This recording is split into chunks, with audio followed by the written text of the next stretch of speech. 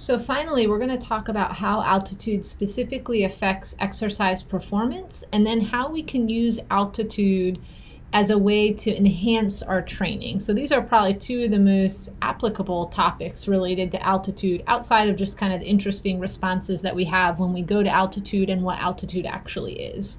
So some of the short-term performance things that we see in anaerobic performance are actually pretty minimal. So though you have a lower partial pressure of oxygen at altitude, it should not have an effect on performance for short duration anaerobic activities.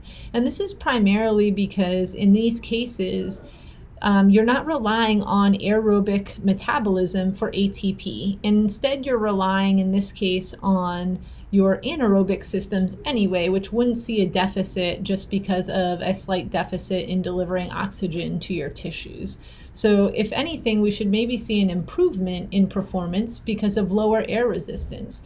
So if you take a look at these two Olympics and you look at the last Olympics in 1964 in Tokyo, which is at low altitude, and then at Mexico City, which we said was at pretty moderate altitude, and you look at the percent change, and so a plus sign means someone got faster in these cases. For both the men and women's races in the 100, 200, 400, and 800 meter races, all very anaerobic based, what you'll notice is that most people or most race winners improved whenever you look at the performance in Mexico City from Tokyo. And it's not that people just drastically get faster in 1 4-year period, certainly not to the magnitude of what these races suggest. So instead you see the benefit of that lower air resistance, and that's also seen whenever you look at individuals who are participating in events with jumping, as well as events where you're throwing objects through the air. So that lower air density puts less resistance on the object, whether that's something being thrown or your actual body, to enhance performance in these cases. So now when we compare the sports performance from Tokyo at sea level to Mexico City at some moderate altitude, you'll notice that in the longer duration events, the ones that actually require people to maximally use their oxygen consumption for aerobic metabolism, that we do see a deficit in performance. Now the first distance is the 1500 meters, which is just shy of a mile. And in this event, you didn't see a performance deficit. You actually saw a slight improvement. But when you start looking at the other events as they get longer and longer and longer, all the way up to the marathon, you'll see that there's a very clear deficit in performance of the individuals performing these events while they were at altitude in Mexico City. Here we have a graph. If you take a look on the right, we have altitude on the x-axis, and that's in thousands of meters. So 1 represents 1,000 meters, 2, 2,000 meters, and so on. And then on the y-axis, we have the percent of maximal aerobic power measured at sea level. So at the very top on the y-axis, at 100%, that is what the percent of aerobic power is at sea level. So 100%, no deficit. And it shows as we increase in altitude, and it gives a couple locations. So you can see Mexico City, 7,400 feet, Leadville, Colorado, 10,000 feet, and Nuno, Peru, at 13,000 feet. What you see is that their maximal aerobic power, which is someone's VO2 max, is going down as the elevation increases and the partial pressure of oxygen is going down. And this primarily has to do with an inability to extract that oxygen. So if you look, we've got some math here that someone did for us to give us the actual percentages, and these are not things that you need to memorize, but just the concept. As we go up to higher altitude, we're able to extract less oxygen. So we see a 12% deficit, a 20% deficit, and then finally a 27% deficit by the time we reach 4,000 meters. And 4,000 meters is pretty moderate altitude. So that decrease in VO2 max is primarily due to a decrease in arterial partial pressure of oxygen, so having to do with that gradient. As the elevations get higher beyond 4,000 meters, then we start to see a pretty substantial decrease in maximal cardiac output that has to do with that decrease in our maximal heart rate that we talked about from that overstimulation from the sympathetic nervous system. So in these two figures, it shows what happens to heart rate as well as ventilation during submaximal exercise at different altitudes. And if we start with heart rate, you'll see that at submaximal exercises, heart rate is elevated as you go up in altitude. And this is compensating for the decrease in stroke volume that we observe as we move up in altitude. Whereas if you flip gears and you look over at the other graph and we take a look at ventilation, you'll notice that for many different altitudes, you'll see a subsequent increase in the ventilation of that individual at that sub-maximal workload. And this is compensating for the fact that there are less oxygen molecules in the air, right? Our partial pressure of oxygen is subsequently going down as we go up in altitude, which is making it more difficult to deliver that oxygen to the tissues. So we're going to compensate by increasing our ventilation. Additionally, we're producing more hydrogen ions than we otherwise would be. So that increase in ventilation is also helping to breathe off our CO2 and return our blood pH back to more normal levels. So can we acclimatize to high altitude? Most certainly. And there's two major things that happen when we acclimatize to high altitude. The first is that we produce more red blood cells. So we talked about that occurring due to the EPO release from the kidneys acting on the bone marrow. And there's specific things that are happening here. So we have these higher hemoglobin concentrations from a cellular level. We highlighted EPO, but we also get this from HIF1. And these are really occurring to counteract that desaturation that's occurring because of the low partial pressure of oxygen as we move up in altitude. So we see this as actually a primary adaptation for people who live in the Andean mountains. And another adaptation that we see for people who chronically live at high altitude is just greater oxygen saturation. And this is because these individuals have an increase in blood flow to the lungs, primarily due to local factors like nitric oxide being released to vasodilate those vessels more at the lungs to get more oxygen, to then have more oxygen bind to the hemoglobin right there at the lungs. And this is the primary adaptation that we see in Himalayan Sherpas, like you saw in the video about Everest. For individuals who are just lifetime residents at high altitude, some of them have very complete adaptations of both of these things. So they have more arterial oxygen content and a higher VO2 max. And some of those adaptations are less complete in those who arrive at altitude later. So if you haven't been born at altitude, and specifically high altitude, and spent the majority of your life there, you may not fully ever develop the same type of adaptation to someone that has lived there their entire life, was born there, their parents were born there, their grandparents were born there. So there's some genetic component to all this. But these two mechanisms seem to be the two primary things that we see that really set people apart who have long-term exposure to high altitude. For individuals from the United States who just live at higher altitude, we don't have very high altitude here in the US.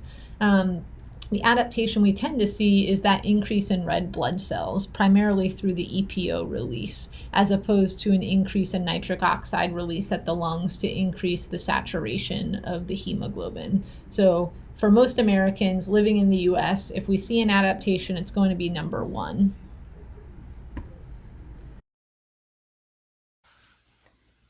So people always wonder, can I use altitude to improve my VO2 max? And this is going to be largely dependent on your ability to saturate your hemoglobin with oxygen and still be able to then do high intensity training while you're at altitude. When you look at the research in this area, it's kind of a mixed bag because it really depends on what was your fitness status prior to going to altitude. So some people will see an improvement in VO2 max, some people won't see any change at all, and some people actually see a decrease in their VO2 max after training at altitude. So it almost looks like they became detrained while they were at altitude. So what's going on here? Well, for some individuals, if you're not able to fully saturate your oxygen, what happens is you're not going to be able to exercise at very high intensities. So you're decreasing your training load. So then after you come back to a lower altitude, something like sea level, you've theoretically been detraining because you haven't been able to exercise at those higher intensities. So how can we now use altitude as a performance enhancement? So very often we use this phrase called live high, train low. And I've actually never seen the acronym LHTL used, but you do hear the phrase live high, train low, or the reverse. Sometimes people will say train high, live low. When you're training at high altitude, when you're living at high altitudes, it's going to elicit that adaptation that I mentioned earlier of an increase in red blood cells because of an increase in EPO secretion from the kidneys. This, in fact, should increase someone's VO2 max.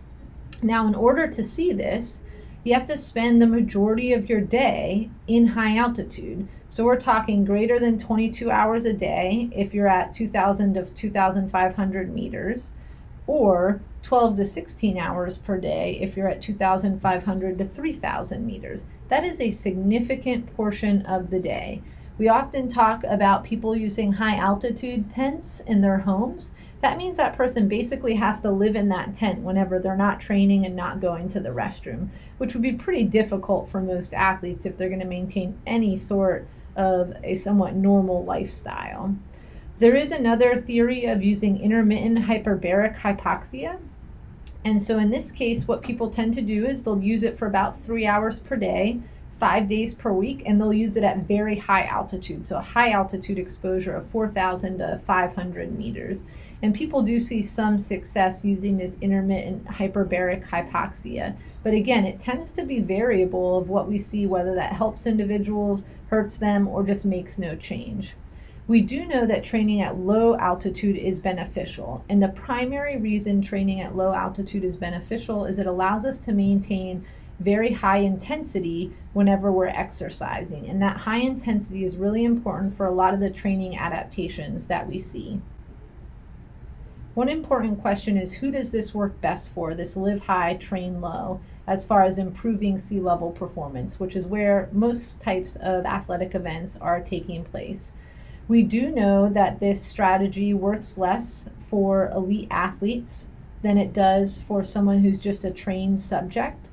So that person who has more capacity to improve will see more benefit from using this live high to train low strategy, though you see many elite athletes using it because they're trying to get even that smallest edge over their competitor. We do see that in some elite athletes an increase in performance, but certainly not in all. So while we can generalize and say, yep, in some trained individuals we see an improvement, less so in elite athletes, it's not, again, consistent across the board. Some studies, interestingly, show an increase in VO2 max without any change in the red blood cell mass when they're using intermittent hypoxia. So that was that third example of when someone is just doing it for a couple hours per day using really high altitudes to elicit those physiological responses.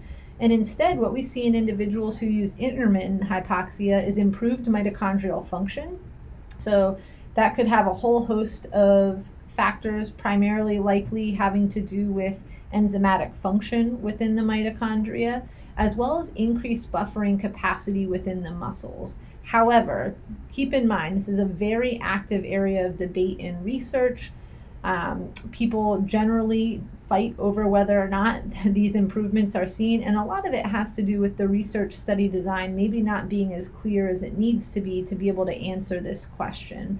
So stay tuned. You may see some information that would maybe disprove what this specific comment is suggesting. So what happens if you live low and you train high? Kind of that reverse that we've suggested. Generally, this avoids some of the negative effects of prolonged altitude exposure that has to do with decreases in plasma volume, sleep disturbances, appetite disturbances, but we generally don't see any big changes in VO2 max or hemoglobin. So you're not getting the benefit of the short-term exposure to the high altitude. If anything, we just see that people are a little bit more tolerant to the high altitude if they regularly train at high altitude. So if you're going to be doing an athletic event at high altitude, it wouldn't hurt to train at high altitude occasionally. So lastly, we just have a little bit of information about the first quest to Everest, and I know this was touched on a little bit in the video, but it was first successfully climbed in 1953, which isn't that long ago if you think about it. And that first successful attempt was with using supplemental oxygen. It wasn't until 1978 that someone actually climbed Everest without oxygen. And many often thought that this would be impossible to summit Everest. But the reason individuals thought this would be impossible was because they were doing incorrect calculations for the deficit in VO2 max that occurs as you increase in altitude. So it basically requires a VO2 max at the top of Everest of about 15 milliliters per kilogram per minute to be able to hit the summit and to actually be able to get back down. However, keep in mind, it's not a VO2 max of 15 milliliters per kilogram per minute at sea level. That's closer to about 60, 65 by the time you go up to altitude, because your VO2 max is going to go down as you're going up in altitude.